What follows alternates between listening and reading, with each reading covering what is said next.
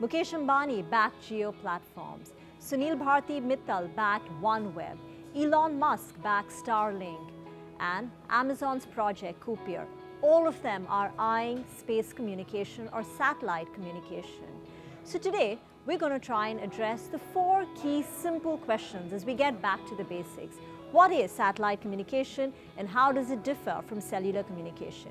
What are the different types of satellite communication? Why are so many players interested? What is the opportunity that India provides?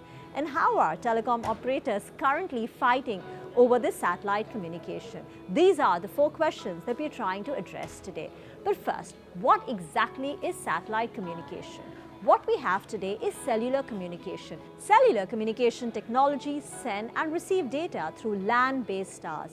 A group of towers is referred to as a cellular network.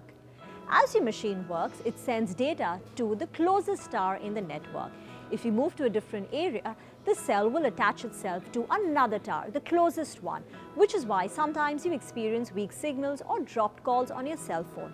There either isn't a tower to support the cell nearby, or the tower is too far away, which results in dropped calls or no service. So these cellular towers are connected by fiber, but laying fiber is expensive. There is a right-of-way issue. Sometimes you have to lay cables in very far away places.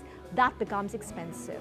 The alternate to cellular communication is satellite communication, where we are transmitting data through satellites which are orbiting above the Earth's surface. So what are the different types of satellite communication? Talking about satellite connectivity, communication today is traditionally provided by bus-sized satellites called geosatellites or geostationary satellites. These orbit about 35,000 kilometers above the surface. They can provide internet to places that cables find hard to reach. But since that one satellite services a lot of people, its data capacity is limited, which limits the data speed, and because they're far away, their latency can be high. Come LEO satellites or low Earth orbit satellites, which are a network of revolving internet beaming satellites which encircle the Earth, and they're about 500 to 2,000 kilometers above the Earth's surface. So at a much lower height compared to geostationary satellites, which are about 35,000 kilometers above the surface. The basic premise is because LEO satellites are close to Earth as compared to your traditional geo satellites, its latency delay will drop. That is the time it takes for your data to complete one round trip going from the Earth to the satellite and back again. The latency for your LEO satellites are said to be about 50 milliseconds, 6 to 8 times lower than geo satellites. Once in Earth, these satellites will constantly be on the moon, revolving, unlike the geostationary satellites, which, as their name suggests, are stationary. And because the satellite cannot stay in one spot above the Earth, you will need several satellites overhead at any point of time to cover the users. So these are the types of satellite communication. Now, Bharti-backed OneWeb, or Elon Musk Starlink, or Amazon's project Kuiper are all providing satellite communication based on the LEO satellite. But Geo Platforms is going about it differently. The Geo Platforms Limited joint venture with SES will provide satellite communication via Middle Earth orbit satellites, that's MEO satellites, or geostationary satellites. While the latency for a geosatellite may be higher, as I explained, compared to LEO satellites, it provides a better coverage. Why does India need satellite communication? Now, 40% of Indians do not have internet connectivity. Yes, you heard it right.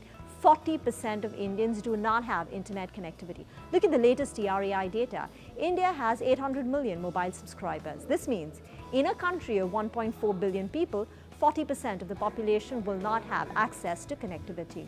And providing internet to retail customers and enterprises along the length and breadth of India and neighboring regions can be a big opportunity. But rural India does not pay as much as urban India. And satellite communication will be an expensive technology. It's nascent as well. So enterprises will have to be a very big play when it comes to satellite communication and perhaps maritime, aerial communication as well. Now, satellite communication has already emerged as the new battleground. There is so much conflict between the operators already. There are 2 key areas of dissonance. One, whether the spectrum should be allocated or should it be auctioned? Now, Reliance Jio is saying the spectrum which is needed for satellite communication should be auctioned and not allocated.